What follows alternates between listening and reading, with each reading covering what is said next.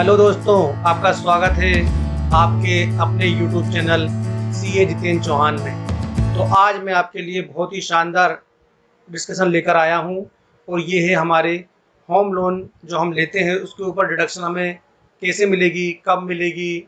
और home loan में दो पार्ट होते हैं, एक होता है प्रिंसिपल का और एक होता है इंटरेस्ट का। इन दोनों प्रिंसिपल और इंटरेस्ट से मिलके ही हमारी क्या बनती है, हमारी इंस्टॉलमेंट बनती है। तो हम इन दोनों को डिडक्शन कैसे ले सकते हैं, आइए जानते हैं। आज हम डिटेल डिडक्शन करेंगे, तो आप प्लीज़ वीडियो को पूरा देखना। आपको एक भी चीज़ मिस स्किप नहीं करना है, नहीं तो आपको पूरा सेक्शन समझ में नहीं आएगा। आई होप दोस्तों, प्लीज़ यार, अगर आपको मेरे वीडियो अच्छे लगते हो तो चैनल को सब्सक्राइब और लाइक करना मत भूलिएगा। जो मेरे न्यू यूट्यूबर जो सब्सक्राइबर जो मुझे देखने आए हैं, तो चलिए सबसे पहले हम जानते हैं deduction of interest on housing loan. Section 24B income tax का हमें बताता है कि जो आपने हाउसिंग लोन लिया है उसके ऊपर आपको इंटरेस्ट का डिडक्शन मिलेगा। चलिए सबसे पहले section 20B income tax act allow करता है deduction of interest in the home loan from the taxable income. Such loan should be taken पर परचेज, या तो आपने लोन किसके लिए लिया हो, या तो आपने परचेज के लिए लिया हो, या कंस्ट्रक्शन के लिए लिया हो, या रिपेयर या रिकंस्ट्रक्शन ऑफ हाउस प्रॉपर्टी के लिए लिया हो। तो हमें इनकम टैक्स अलाउ करता है जो हम लोन लेते हैं उसका जो हम इंटरेस्ट पे करते हैं उस इंटरेस्ट का डिडक्शन के लिए।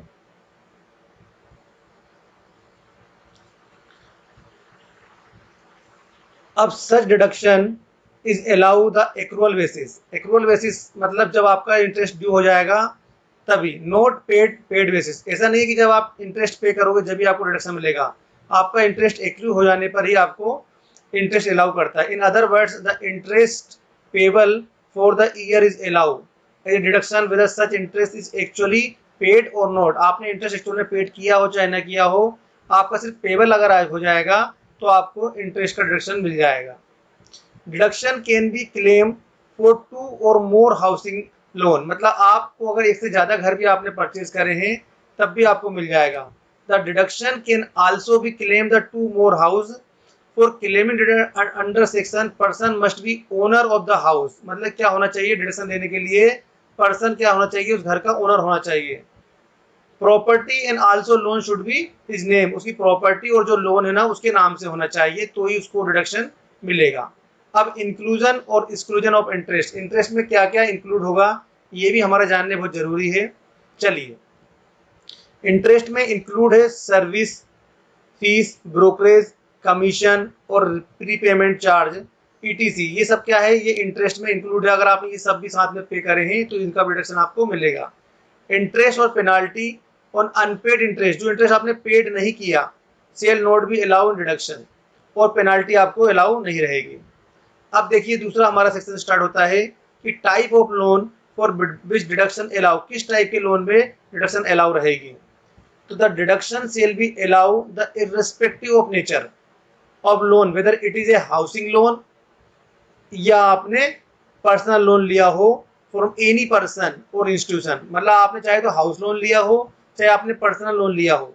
The loan should be used, मतलब लोन का उपयोग for the purpose of construction के लिए होना चाहिए, या परचेज के लिए होना चाहिए, या रिपेयर या कंस्ट्रक्शन के लिए होना चाहिए। किसके लिए, हाउस के लिए, हाउस के लिए, रेसिडेंशियल हाउस के लिए उसका यूज होना चाहिए, चाहे वो आपने हाउसिंग लोन लिया हो चाहे आपने पर्सनल लोन लिया हो। The person instead of raising of the loan from the third party and the pay the sale price to the seller, installment along with interest and such interest also allow।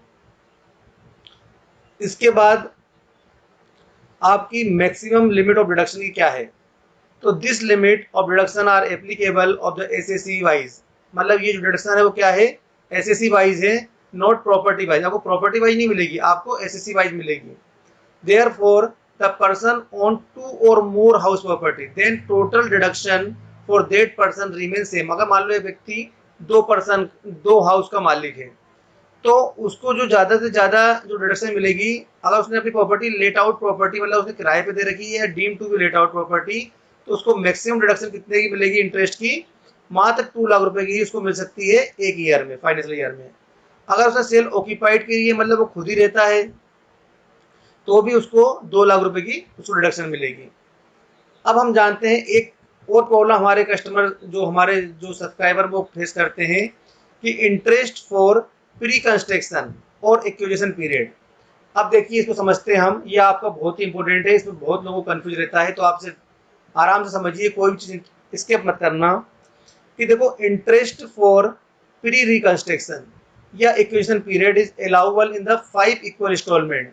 आपने जैसे कि जो pre instalment आपने चुका दी है या तो उसकी जो 5 equal instalment being from year of completion of house property, this deduction is allowable यदि loan is utilise for repair या रिन्यूअल और रिकंस्ट्रक्शन। लेकिन अगर आपने ये लोन आपने अगर क्या किसके लिए लिया है, रिपेयर के लिए लिया है या रिन्यूअल के लिए लिया है या रिकंस्ट्रक्शन के लिए लिया है, तो आपको नहीं मिलेगी। आपको ये जो है ना आपकी प्रॉपर्टी जब आप कंस्ट्रक्शन कर रहे हैं या आप घर खरीद रहे हैं और अभी आपको उसका कब्जा नहीं मिला है, उसी केस में आपको जो आपने प्री में इंस्टॉलमेंट पे कर दी है तो उसका इंटरेस्ट को आपको मिलेगा, बाकी आपके रिपेयर और रिन्यूअल और रिकंस्ट्रक्शन में नहीं मिलेगा। हम इसको एक एग्जांपल समझेंगे तब आपको ये पूरी तरह समझ में आएगा। प्री कंस्ट्रक्शन या acquisition period start from the date of borrowing, जब आप उधार करते हैं, जब आप लोन लेते हैं, and the end of the last day of the preceding financial year which the construction is completed. Example समझते हैं, मान लो एक house property is completed 21 March 2019, then deduction is allow from the financial year, मतलब उसको कब से मिलेगा, 1 अप्रैल 2019 से लेके उसे 20 से उसको स्टार्ट हो जाएगा और कब तक मिलेगा उसको 23 और 24 तक उसको 5 इक्वल इंस्टॉलमेंट में उसको इंटरेस्ट का रिडक्शन मिलेगा। अब चलो आपको एक एग्जांपल से समझते हैं दोस्तों। जैसे आपने लोन लिया, कब लिया आपने लोन लिया आपने 1 मई 2006 को आपने लोन लिया और उसमें आपने 5 लाख रुपए का लोन लिया। आपका कंस्ट्रक्शन एंड कब हुआ, कंस्ट्रक्शन आपका एंड हुआ 7/9/2012 को एंड हुआ।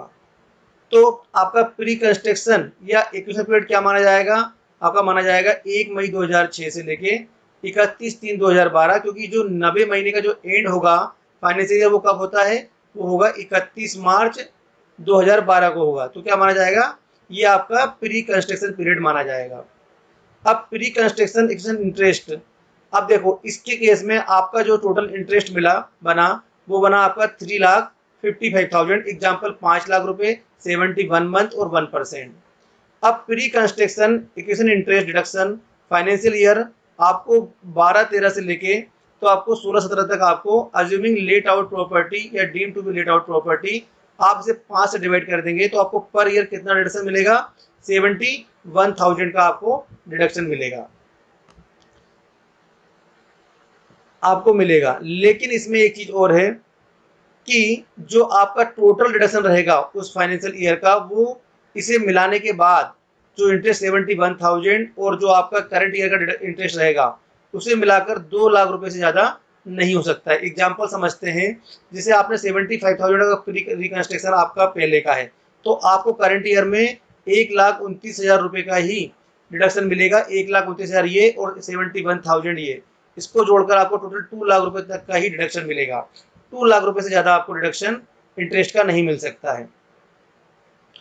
उसके बाद डिडक्शन इन केस ऑफ को बोरोवर मतलब जैसे मान के चलो किसी दो व्यक्ति ने ए और बी ने क्या करा, मिलकर लोन लिया है, को बोरोवर है वो, तो उस केस में डिडक्शन कैसे मिलेगा उसको भी हम समझ लेते हैं। यदि home loan is taken the joint name then A example और B, deduction is allowed to each को बोरोवर, तो उसे in the proportion to the share, मान लो इसका शेयर क्या है 60% है, इसका 40% है। Then taking such deduction, it necessary that such co-borrower must also be the co-owner of the property। यदि मान लो SSC is a co-owner, SSC co-owner तो है but repaying the full loan himself, then can be claim the deduction of the full interest paid by the him। The time limit देखो, for taking the such deduction it necessary for that the co-borrower must also be the co-owner of the property। यदि SSC is the co-owner but is repaying the full loan himself, then can be claimed the deduction full interest paid by him. The limit of deduction in case of self-occupied property apply individually to each co-borrower. Other but the each co-borrower can claim the deduction is the 2 lakh रुपए. No limit is applicable to let out property.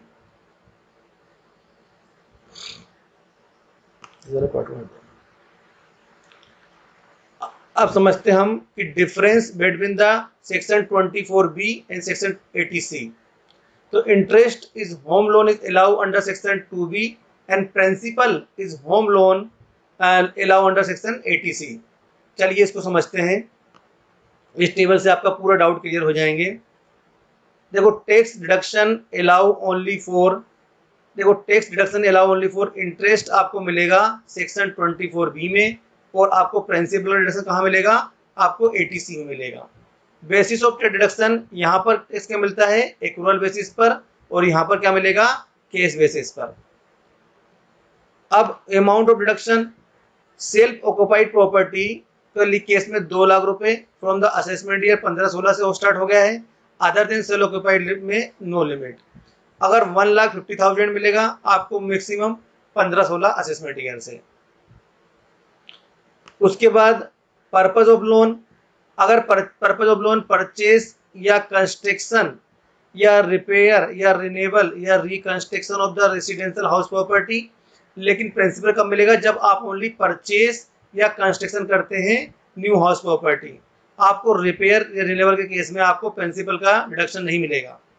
Eligibility for claiming deduction, purchase या construction it should be completed in within 3 years. 3 years में आपका घर purchase हो जाना चाहिए या construction होना चाहिए.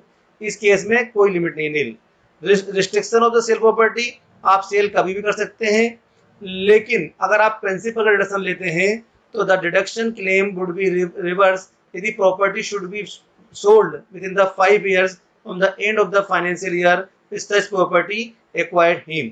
आई होप दोस्तों आपको ये वीडियो पसंद आया होगा, तो प्लीज चैनल को सब्सक्राइब और लाइक करना मत भूलिएगा. Thank you very much.